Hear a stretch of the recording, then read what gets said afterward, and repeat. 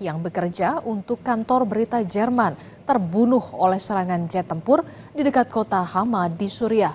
Korban tewas dalam serangan udara oleh pendukung Bashar al-Assad.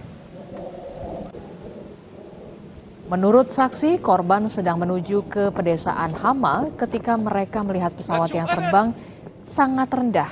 Korban yang berada di dalam mobil langsung keluar untuk mendokumentasikannya. Namun tidak lama pesawat itu mengeluarkan tembakan yang mengarah kepada korban. Korban saudara mengalami luka serius, namun kemudian meninggal dunia di ambulans saat akan dibawa ke rumah sakit di Idlib. Korban merupakan jurnalis lepas sejak tahun 2017 yang lalu.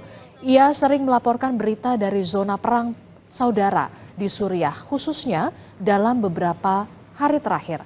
Foto-foto karya jurnalistik korban terlihat di seluruh dunia. Korban diketahui pernah menerima piala reporter muda untuk pelaporan perang.